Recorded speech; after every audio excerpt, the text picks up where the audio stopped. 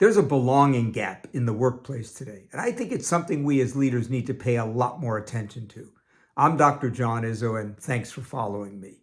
Now, when I talk about belonging at work, what I mean is a deep sense of connection and community with your team members and with your leader. I really feel I'm a part of this team. Second, where I feel I can bring my full, authentic self, who I am to this workplace, in every way that's important to me. And finally, where I feel I'm known and cared about as a person, as a unique individual, not as just a number or an employee. And, the experience of belonging is deeply connected to some things we really care about a lot as leaders. That experience of belonging leads to higher engagement, higher performance, higher productivity, more innovation, and of course, more retention. So it matters a lot if we can be successful at belonging. Now, while the need and desire for community and belonging isn't new, there's some reasons why it's more important than ever and harder to accomplish than ever. It's more important because we have a more hybrid and virtual workplace, so some of those natural opportunities for connection are not there anymore. Second, because we have a more diverse workplace, we have to work harder to create belonging. And finally, we have a younger generation who say, this is more important to me. Millennials and Gen Z, that experience of belonging, even more important to them. And when I say there's a gap, let me give you one interesting statistic. When Gartner did their workplace trend study in 2023, 82% of employees said it was really important for them to be their most authentic self at work and be known and treated like a unique individual and as a person. But only 45% of people said they were experiencing that at work. So twice as many people wanted it as were experiencing it. That's the gap.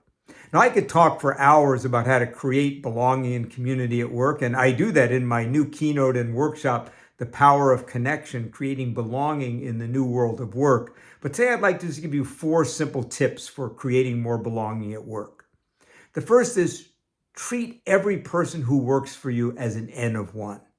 Every person who works for you is not a category, but a unique confluence of rivers that have made them who they are. And I can't create a sense of belonging if I don't know who this person is. That means we have to take and make the time to get to know them. What are their dreams? What are their aspirations? What are their values? What's their sense of purpose? What's important to them? Who are they outside of work? There's a very strong correlation, by the way, between people saying my leader knows about me as a person outside of work and their engagement and retention at work. So first, we got to get to know them. The second thing is because these natural opportunities for community aren't there anymore as much, we have to be even more intentional about creating community. What does that mean? It means things like in team meetings, making sure we create time and space for personal connection.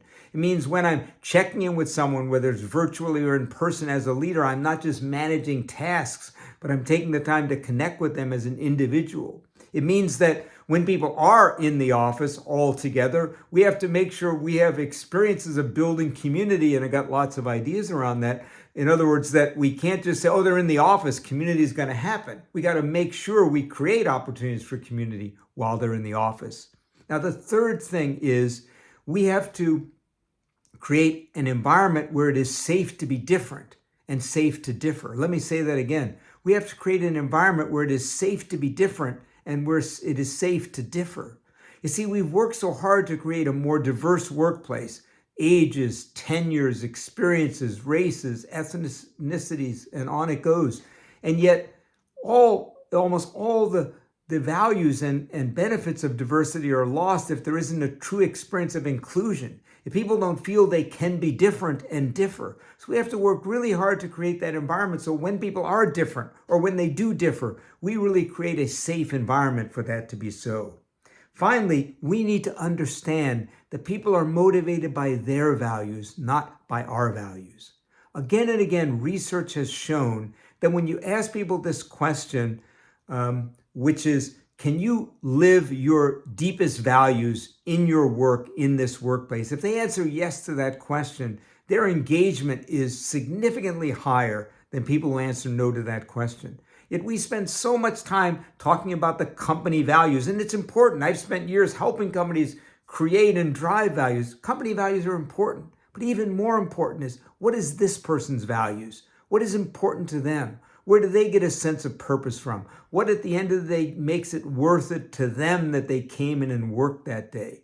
So we need to understand what their values are, what their purpose is. Because once we understand their values and their purpose, then and only then can we make sure to help them connect what they're doing every day, their values, to the work they're doing and the values of our company.